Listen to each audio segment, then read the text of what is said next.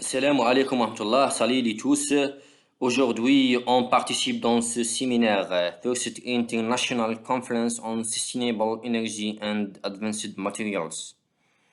Par ce thème, l'effet de la température de recouvert sur les couches minces CINSE2 6.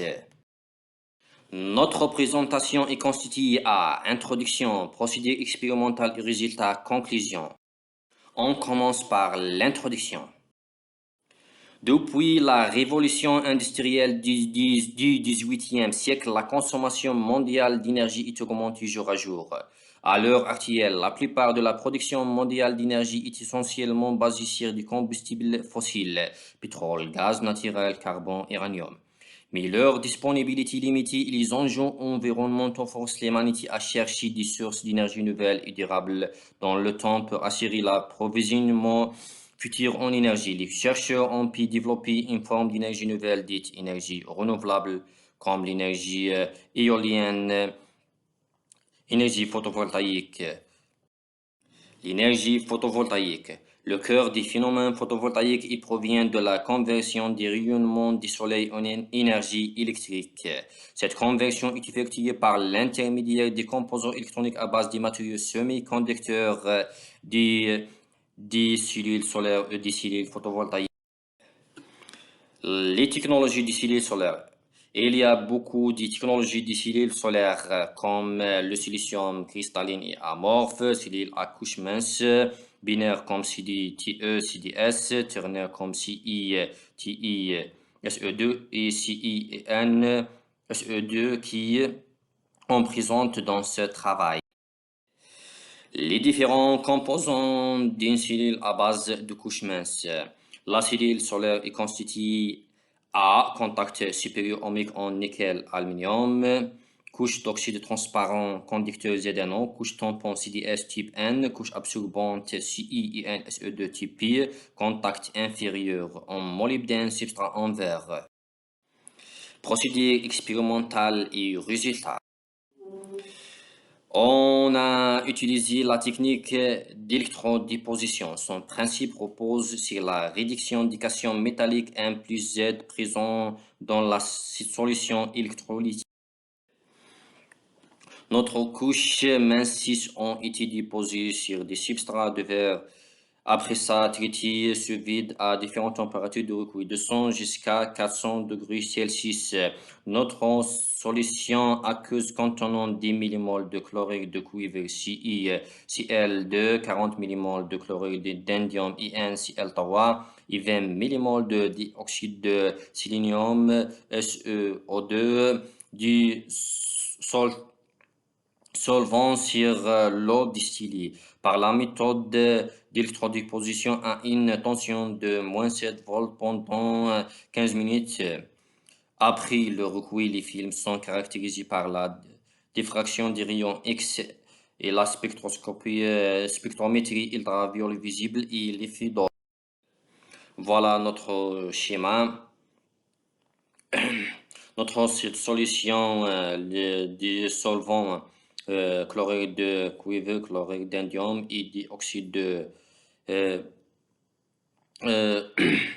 sélénium en l'eau distillée. Comme cathode, on a utilisé substrat verre plus EtO. Comme anode, on a utilisé plaque de platine. On a appliqué la tension moins 7 volts pendant 15 minutes. Plus attractif avec moins. Notre solvant est déposé sur le substrat verre plus EtO. Voilà notre échantillon. Pour la caractérisation du film. Pour la caractérisation structurale, on utilise la diffraction des rayons X. Voilà, on a traité notre échantillon à différentes températures de recouvert, de 100 jusqu'à 400 degrés Celsius sous vide. Après ça, on a utilisé la diffractométrie des rayons X pour la caractérisation avant le recouvert. La La phase cristalline CIINSE2 n'apparaît pas. Voilà, il y a uniquement la phase IN2 Ottawa. On a comparé avec la carte GCPDS 760 de IN2 Ottawa. Voilà la carte GCPDS de IN2 Ottawa. Et voilà notre résultat. La phase de 6 CIINSE2 n'apparaît pas. Après le recueil. Si la température de recueil entre 200 et 350 degrés Celsius, la phase calcopyrite du CIINSE2 est apparue. On a comparé avec la carte GCPDS de CIINSE2. Et à la température de recueil 400 degrés Celsius, la phase de 6 n'apparaît pas, c'est-à-dire à cette température, notre couche est amorphe. Voilà, on a comparé notre résultat avec la carte GCPDS 40487 de composants CINSE2 à la phase calcopyrite. Voilà notre résultat. Si la température de recueil entre 200 et 350, la phase de 6 est apparue. Et si la température de recueil 400, la phase calcopyrite n'apparaît pas. On a calculé les paramètres A, B, C, le volume sur A et on a comparé avec la même carte GCPD. Pour la caractérisation optique, on a utilisé la spectrométrie d'ultraviolet visible. On a calculé la transmittance. On a calculé alpha l'absorbance par l'équation de transmittance. Après ça, on a tracé alpha H mu carré, c'est-à-dire l'absorbance, la constante de Planck et la fréquence alpha H mu carré en fonction de H mu pour calculer l'énergie gap. Pour la mesure électrique, on a utilisé les filles. Voilà. Si la température de recueil de 100 degrés Celsius, la type de conduction est N. Le type de conduction est N. Si la température de recueil entre 250 et 350, le type de conduction est P. On a calculé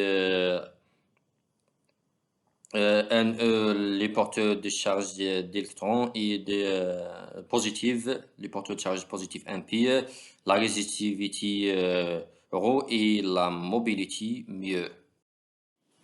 Voilà le graphe voilà le graphe de variation de la résistivité électrique des couches élaboré en fonction de la température de recueil.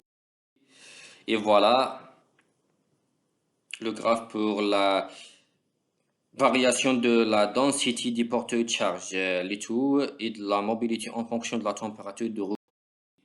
Conclusion. Dans ce travail, on a élaboré et caractérisé des couches minces de désilinières de cuivre et d'indium CIINSE2 par la technique d'électrodéposition.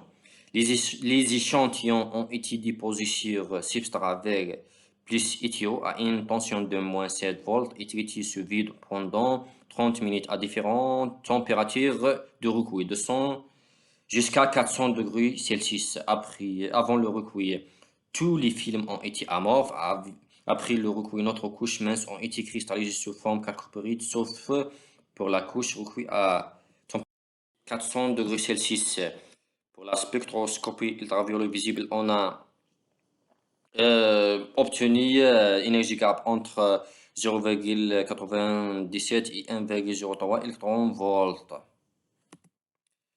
Pour l'effet Dole, la conduction du film est de type P et la résistivité électrique est contrôlée par la mobilité du porteur de charge plutôt que par la concentration. Les objectifs assignés à ce travail ont été atteints avec succès et nous avons obtenu des semi-conducteurs de type Pi avec des propriétés électriques et optiques convenables pour la fabrication de couches absorbantes. Merci.